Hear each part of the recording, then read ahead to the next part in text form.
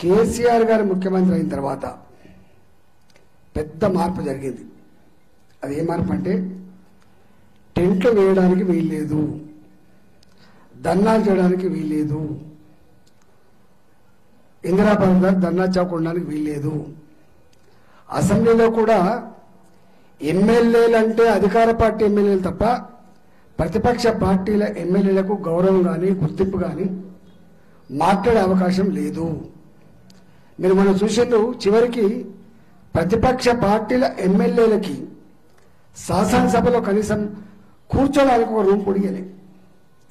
ఉమ్మడి ఆంధ్రప్రదేశ్ రాష్ట్రం ఉన్ననాడు ఒక్క పార్టీ ఒక్క ఎమ్మెల్యే ఉన్నప్పటికి కూడా ఒక పార్టీకి ఒక ఎమ్మెల్యే ఉన్నాడు, జయప్రకాష్ నారాయణ.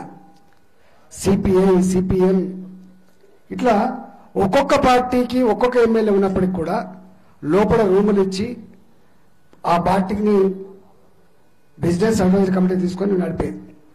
కానీ ఈ కేసీఆర్ గారు వచ్చిన తర్వాత రూములు ఇచ్చేయలేదు, ప్రతిపక్ష పార్టీల నాయకులు మాట్లాడిచ్చేయలేదు. ఇట్లా లేవగానే మైక్ కట్ అయిపోతుంది, లేవగానే ఒకటి లేస్తాడు, దాడి చేస్తాడు. మిమ్మల్ని 4 విషయాలు అడుగుతున్నాయి. ఇక మళ్ళీ ఒకసారి అనుమానం వస్తుంది కాబట్టి అడుగుతున్నాను నేను. మేము మొన్న ఈ గ్రామాలలో ప్రజలు చెప్పినటువంటి మాటలు విని వాళ్ళు ఇచ్చిన దరఖాస్తులన్నీ కూడా చదువుకొని అసెంబ్లీకి పోయి మాట్లాడుతున్నప్పుడు మా మీద దాడి చేసిండ్రు, అంటే మాటలు దాడి చేసిండ్రు. అయ్యా, మీరు చెప్తున్నట్టుగా గ్రామాల్లో 24/7 24 గంటల కరెంటు వస్తలేదు అని అడిగా. ఎప్పుడు వస్తుందో ఎప్పుడు పోతుందో తెలియని పరిస్థితి వచ్చింది. సబ్స్టేషన్ గట మెసేజ్ వస్తే కరెంట్ వస్తాడట, సబ్స్టేషన్ మెసేజ్ వస్తాడట కరెంట్ వస్తుందని, అప్పుడు రైతులకు ఇస్తారట. మళ్ళీ మునుపట్లాగా రైతులంతా కూడా పొలాల కాడ కంటి మీద కొనుక్కు లేకుండా బతుకుతా ఉన్నారు. ఒకనాడు బాయిలలో నీళ్ళు లేకుండే, బోర్లలో నీళ్ళు లేకుండే, మరి బాయిలల్లో, బోర్లల్లో, వాగులల్లో, వంకల నీళ్లున్నాయి. అంతకుముందు ఎకరం వేసుకుంటూ 4 ఎకరాలు 5 ఎకరాలు వేసుకుంటాడు. దయచేసి మరి కరెంటు వస్తలేదంటే ఏమన్నా చూసిందా? అరే ఈటలాంధ్ర గారు ఇటున్నాడు మంచిగా ఉండే, అటు పోయి చెడిపోయింది అంటాడు. మీరు విన్నారనుకుంటా, నాకు తెలిసి అటు ఉన్నప్పుడు కూడా మంచిగా ఉన్నాట, ఇటు ఇచ్చినప్పుడు చెడిపోయినట. నేను మిమ్మల్ని అడుగుతున్నా, నేను చెప్పింది నిజమా అబద్ధమని చెప్పండి. సప్లై చేస్తలేదండి.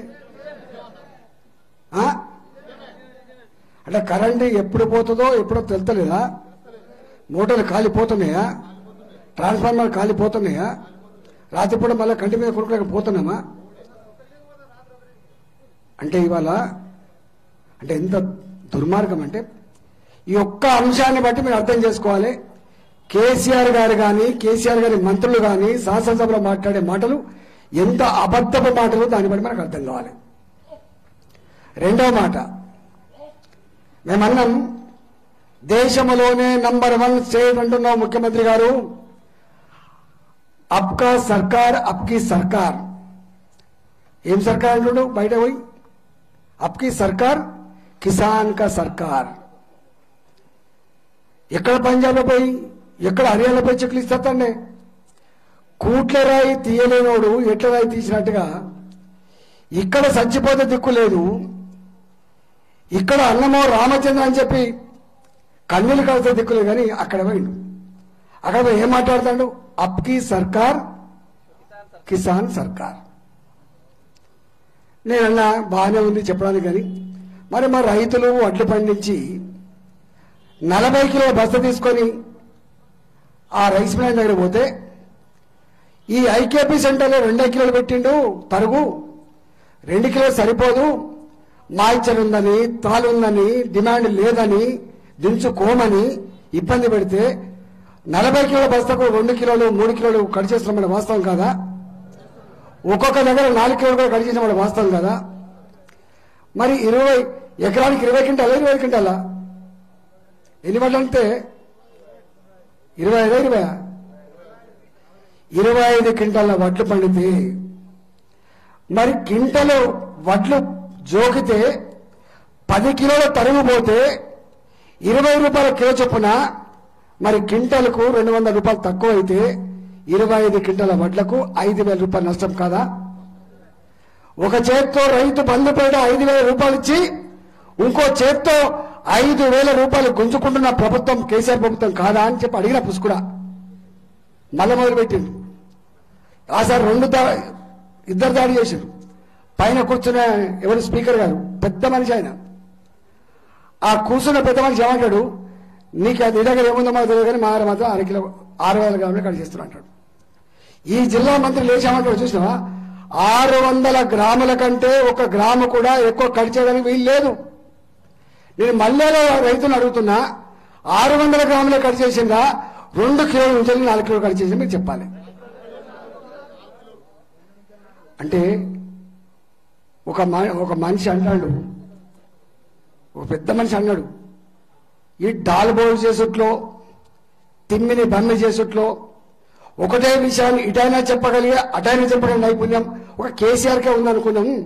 కానీ కొడుకు కూడా వచ్చిందంటాడు, కొడుకు వచ్చింది అందుకు వచ్చిందంటాడు. అంటే స్పీకర్ గారు డైరెక్ట్గా సివిల్ సప్లైస్ మినిస్టర్ గారు ఇది తప్పు అని మాట్లాడితే నేను మళ్ళీ క్రాస్ చెక్ చేసుకుందామని చెప్పి మళ్ళీ ఇలాగ వచ్చాను. నేను మీరు చెప్పేది బాధ్యత మళ్ళీ కొట్లాడతా. అంటే 5,000 రైతు బంధు డబ్బులు ఇచ్చి ఇంకో చేతితో 5,000 రూపాయలు గుంజుకపోతున్న వ్యక్తి కేసీఆర్. ఈ ఆయనదంట మొత్తం దేశం అంతా ఇస్తారట. మూడో మాట అడుగుతున్నా, మూడో మాట, ఇక్కడ మహిళలు తక్కువ మంది ఉన్నారు. దేశంలోనే మహిళా సంఘాలు పటిష్టంగా పనిచేస్తున్న రాష్ట్రం తెలంగాణ. ఒకప్పుడు ఆంధ్రప్రదేశ్, ఈ తెలంగాణ కాదు ఆంధ్రప్రదేశ్. పాప ఇవాళ ఎవరు దేకుతలేరు వాళ్ళని, వాళ్ళ మునుపటి లెక్క పోతలేం, పెద్ద పెద్ద చెక్కులు ఇస్తలేం. కానీ వడ్డీ లేని రుణాల కింద కేంద్ర ప్రభుత్వం కొంత వడ్డీ ఇస్తుంది, రాష్ట్ర ప్రభుత్వం కొంత వడ్డీ ఇస్తుంది. అంటే వాళ్ళకి 0 ఇంట్రెస్ట్లో డబ్బులు వస్తాయి. పాప పిల్లల పెళ్లిళ్ళ కోసమో, పిల్లల చదువుల కోసమో, లేకపోతే ఇల్లు కట్టుకుంటారో, లేకపోతే వ్యవసాయ పెట్టుబడులకో పాప వాడుకుంటారు. వాళ్ళు 4 సంవత్సరాలు 6 నెలలు అవుతాను. 2018 జూలై మాసంలో ఇచ్చిండు కేసీఆర్ గారు. ఎందుకు ఇచ్చిండు? 2018 డిసెంబర్లో ఎన్నికలు ఉంటాయి కాబట్టి, మా ఆడబిడ్డలకు మళ్ళీ మసక కొట్టాలి కాబట్టి, మళ్ళా ఓట్లు రావాలి కాబట్టి, ఆడబిడ్డల మీద ప్రేమ లేకపోయినా ఆడబిడ్డల ఓట్ల మీద ప్రేమ ఉంటుంది కాబట్టి, 70 లక్షల ఓట్లు ముద్దకు ముద్ద ఉంటాయి కాబట్టి అని చెప్పి 2018 జూలైలో వడ్డీ లేని రుణాల బకాయిలు ఇచ్చిండు. ఇప్పటిదాకా ఒక పైసా ఇచ్చినానే మళ్ళా కేంద్రం ఇస్తుంది, రాష్ట్రం మాత్రం ఇస్తలేదు. నేను అన్నా ధనిక రాష్ట్రం అంటున్నావు ముఖ్యమంత్రి గారు, సంపదకు కొదవలేదంటున్నావు కదా, ప్రతిపక్షాలు కళ్ళమడతనం అంటున్నావు కదా, మా కళ్ళు కనబడతలేమంటున్నావు కదా, మమ్మల్ని తీసుకుపోయి కళ్ళద్దాలు ఏదో నడుతుంది కదా, కంటి వెలుగు తీసుకుపోయి ఈటలేదు కానీ ఆపరేషన్ చేయించి మంచి అద్దాలు ఇపో అంటాడు. నేనన్నా మీ ఇంట్లో మీ భార్యలు అడగండి, మహిళా సంఘాల గ్రూపులకు 4.5 సంవత్సరాలుగా 5,000 బిల్ల వచ్చిందా లేదా అడగండి. రాలేదంటున్నా. అంటే ఇట్లా నేను వరుస పెట్టి 10 ముఖ్యమంత్రి గారు ఉంటాడు కాబట్టి నా బాధ ఏముంటుందో పాడై నేను సభకు పోతే ఉత్తరనే పోతానా, ఏదన్నా కిందంత పరిష్కారం అయితే రాంద్రణ వల్ల పరిష్కారం అయితే అని చెప్పి నాకు దండ ఇస్తూ ఉంటాడు, చాలా కప్పటే ఉంటారు, రాంద్రణ అని చెప్పి ఒక ఫోటో దిగటానికి ఉంటాడు. కాబట్టి గా ప్రజల ప్రేమ కోసం, గా ప్రజల సమస్యల పరిష్కారం కోసం సభకు పోయిన నేను ఇవన్నీ ప్రస్తావించిన. కానీ ఎట్లా చెప్పి చూసినావా, రాజేంద్ర గారు బాగా అనుభవజ్ఞుడు, మీరు వెంటనే పిలిపియండి, మాట్లాడండి, మీటింగ్ పెట్టండి, పరిష్కరించమన్నాడు. పరిష్కరిస్తారా? వచ్చిన ఆయన మహిళా సంఘాలకు పైసలు.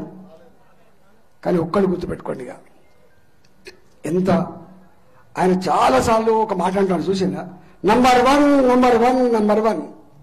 దేని నంబర్ వన్ తెలుసా మీకు?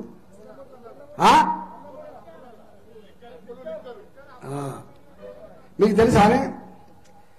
దేశములో 24 కోట్లున్న రాష్ట్రం ఉత్తరప్రదేశ్. 24 కోట్ల జనాభా ఉన్న రాష్ట్రం ఉత్తరప్రదేశ్. అక్కడ లిక్కర్ ఆదాయం 30,000 కోట్లు. తెలంగాణ వచ్చినాడు మన రాష్ట్రంలో ఈ లిక్కర్ మీద వచ్చిన ఆదాయం 10,700 కోట్లు. ఎందుకంటే నేనే పైసల మంత్రి కాబట్టి నాకు తెలుసు కాబట్టి చెప్తున్నా. ఇవాళ ఎంతో తెలుసా? 4 కోట్ల జనాభాకి తెలంగాణ రాష్ట్రంలో 45,000 కోట్ల రూపాయలు లిక్కర్ ఆదాయం వస్తుంది. దేశంలోనే number 1 state in India is Telangana. మీకు ఇంకా ఇంత గమ్మతంటే బ్రాండ్ షాప్ ఉంటుంది, బ్రాండ్ షాప్ సిట్టింగ్ ఉంటుంది, సిట్టింగ్ లో మంచి మందు తాగుతాడు, సైకిల్ మోటార్ గింత దూరం పోయినా పోలీసు అని ఆపుతాడు. ఒకప్పుడు 100 కోట్లు అని ఆ చాలన్న ఆదాయం ఇలా 1000 కోట్ల రూపాయలకు పెరిగిపోయింది. తెలుసా మీకు? పోలీసు అయినా కెమెరా కొట్టాల్సి అక్కడ లేదు, ఆటోమేటిక్ కూడా కెమెరాలో పడతా ఉన్నాయి. ఇంటికి చాలా వస్తుంది. ఇవాళ దేశంలో లిక్కర్ అమ్మకాలలో నంబర్ 1 స్టేట్. మీరు చెప్పవలసింది కళ్యాణ లక్ష్మి పేట 3,500 కోట్ల రూపాయలు ఇచ్చి పుస్తకాలు కట్టిస్తే 45,000 కోట్ల రూపాయలు గుంజుకొని పుస్తల తాడు తెంపుతున్న భర్తలు లేని భార్యలుగా, తల్లి లేని పిల్లలుగా, అనాథ పిల్లలుగా తెలంగాణ పల్లెల్లో ఏ ఊరికి పోయినా 10 మందో 20 మందో కాళ్ళ మీద పడి నాకు పెన్షన్ ఇప్పి బిడ్డ, నా భర్త చనిపోయిందని చెప్పి ఆర్తనాలు చేస్తున్న ఆడపిల్లల కన్నీళ్లు కనపడుతున్నాయా లేదా? ఇక్కడ ఇవాళ కన్నీళ్లు కనపడుతున్నాయి. ఇక్కడ ఒక పత్రిక మన ఆంధ్రజ్యోతి 6,70,000 మంది లిక్కర్కు అలవాటు పడి తాగుడుకు బానిసలైపోయి కుటుంబాన్ని వాళ్ళు పట్టించుకోవట్లేదు. పట్టించుకోకపోవడమే కాదు, ఇవాళ వాళ్ళు సాగుకు దగ్గరైందని చెప్పి మాట్లాడే మాటలు ఇలా మనందరినీ బాధిస్తా ఉంది. హాయ్ ఫ్రెండ్స్, మా టుడే టుమారో యూట్యూబ్ ఛానల్ చూస్తున్నందుకు చాలా థ్యాంక్స్. మరిన్ని లేటెస్ట్ వీడియోస్ కోసం వెంటనే సబ్స్క్రైబ్ చేయండి. అలాగే ఈ బెల్ ని కూడా రింగ్ చేసేయండి. మా నోటిఫికేషన్స్ అన్ని మీ మొబైల్లో వస్తాయి. అలాగే మా వీడియోస్ మీకు నచ్చితే లైక్ చేయండి, షేర్ చేయండి, నచ్చకపోతే కామెంట్ చేయండి.